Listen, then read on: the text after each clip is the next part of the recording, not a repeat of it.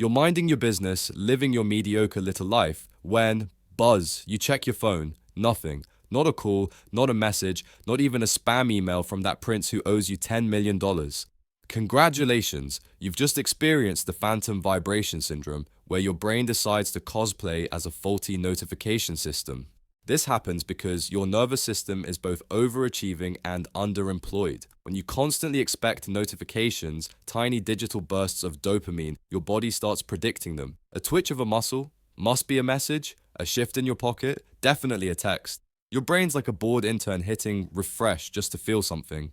Psychologists say this is a modern form of anticipatory conditioning. Basically, your brain associates a buzzing sensation with excitement, and when it doesn't get one, it creates its own. Like an addict hallucinating the next fix, but for group chats and memes. Over time, your sensory system becomes a drama queen, overreacting to every micro movement of fabric or air. You end up living in a world where your pants gaslight you into believing you're popular. Spoiler, you're not. Your phone just owns you. Ever noticed how your brain turns into a TED Talk speaker the moment you step into the shower? You've been mentally dead all day, but suddenly, bam, you're solving global warming, planning a new career, and crafting the perfect comeback to a 3-year-old argument.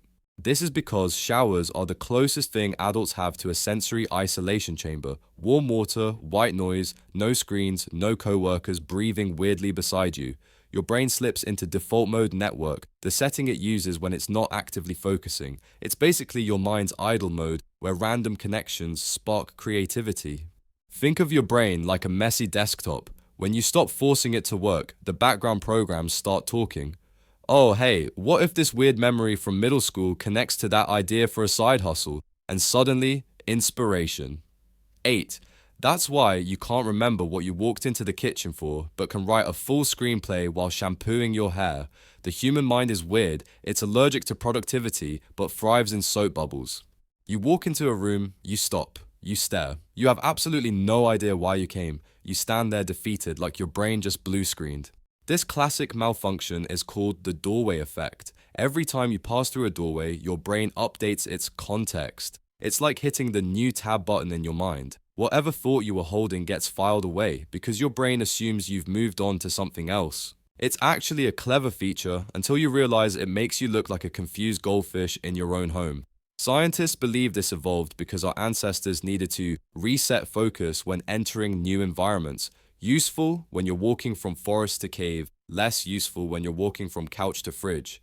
So the next time you forget why you entered a room, don't panic. You didn't lose IQ points. Your brain just updated itself to a new mental location, like an app switching Wi-Fi networks. Unfortunately, there's still no undo button for that. You swear you locked the door. You remember putting your keys on the counter. But surprise, you didn't. Welcome to the Mandela Effect's boring little cousin, false memories. Your brain is not a hard drive, it's more like a gossip circle. Every time you recall something, you're not pulling up a file, you're recreating it. And like a bad game of telephone, the details get fuzzier and weirder every time. Psychologists call this reconstructive memory. It means your brain fills in gaps with whatever makes sense. So you might remember doing something simply because you've imagined doing it so many times. In your head, thought equals action. In reality, you're just standing outside your house at midnight, arguing with your own neurons. Basically, your memory system is a drama writer with no editor. It doesn't care about facts, it cares about vibes, which is why you can't remember what you had for lunch yesterday, but can clearly recall the smell of your childhood cafeteria pizza from 2008. It's 2 a.m., you're lying in bed, doing nothing wrong until your brain suddenly hits play on that one embarrassing thing you said 5 years ago. Maybe you mispronounced a word in front of your boss. Maybe you wave back at someone who wasn't waving at you. Doesn't matter. Your brain's bringing it up like it's the season finale of Cringe, the series.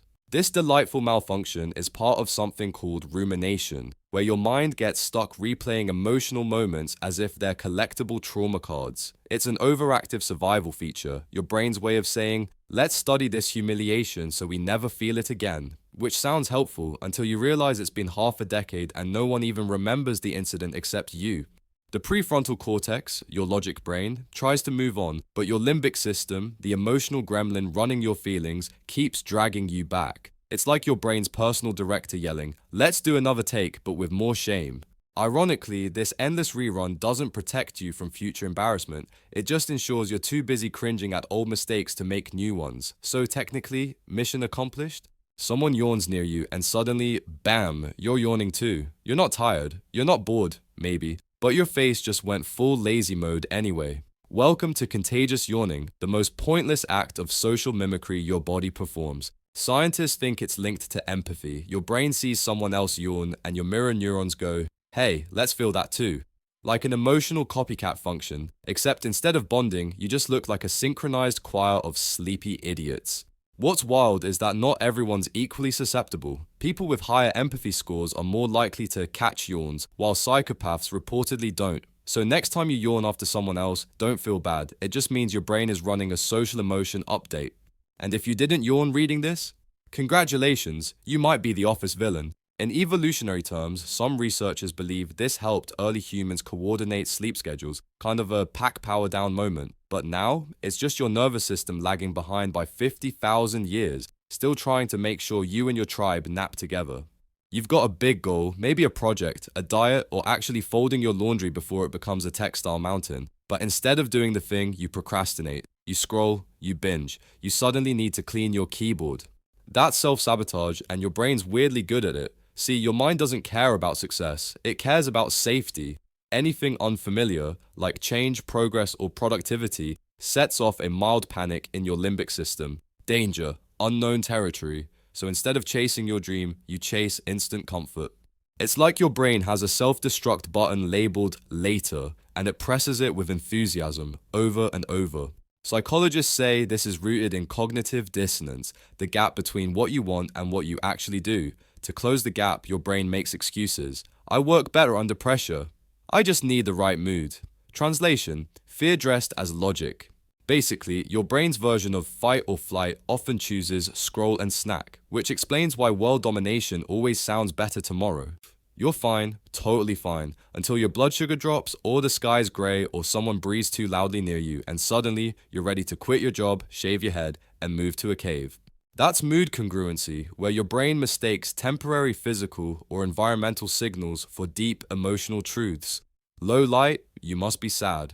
Cold air, existential crisis, mild hunger, descent into madness. The culprit is your brain's lazy data processing. Instead of analyzing why you feel off, it just hits sad mode because the vibes seem right. It's basically your body's version of a weather app that says 100% chance of gloom because there's one cloud outside. Studies show people mislabel physiological signals all the time. Nerves as love, fatigue as depression, thirst as apathy. So next time you think your life's falling apart, maybe just drink water. Your emotional compass isn't broken, it's just calibrated to dramatic. You're watching a random commercial about paper towels and, suddenly, your eyes are leaking. Or maybe you hear a nostalgic song and boom, full emotional meltdown. No breakup, no tragedy, just feelings ambushing you like a surprise tax bill. Welcome to the emotional booby trap that is spontaneous crying. Turns out, crying isn't just about sadness, it's your body's all-purpose emotional reset button. Anger, cry, stress, cry. Joy, cry harder, apparently. Your tear ducts are less of a sadness faucet and more of an emotional overflow valve. When emotions overload the limbic system, the drama department of your brain, crying helps regulate them by activating the parasympathetic nervous system, the chill-out mode. So yes, bawling your eyes out at a movie technically counts as emotional self-care.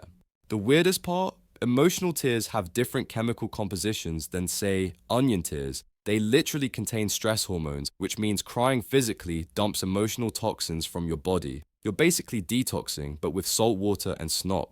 So if you've ever sobbed to a Pixar montage, don't feel embarrassed. You weren't being weak, you were conducting an advanced biochemical stress purge in HD resolution. You know that internal argument you have about whether to hit snooze, eat another cookie, or text your ex just to check in? That's not indecision, that's two versions of you fighting for control. Your brain has a caveman and a CEO. The caveman lives in your limbic system. It wants pleasure, comfort, and shiny things. The CEO lives in your prefrontal cortex. It wants long-term goals, discipline, and not dying of regret. Unfortunately, they share the same office, and only one gets coffee. When you make impulsive choices, that's the caveman hijacking the controls. When you plan ahead, the CEO briefly wins until the caveman whispers, but cookies now, and chaos resumes. Neuroscientists call this temporal discounting. Your brain values immediate rewards more than future ones. That's why 5 more minutes of scrolling always beats sleeping like a functional human. Basically, you're a committee of conflicting desires trapped in one skull, and the chairperson has zero impulse control. So next time you feel torn between gym and couch, salad and fries, or texting your ex and burning your phone, just know, it's not a moral failure, it's just your prehistoric software running on modern hardware.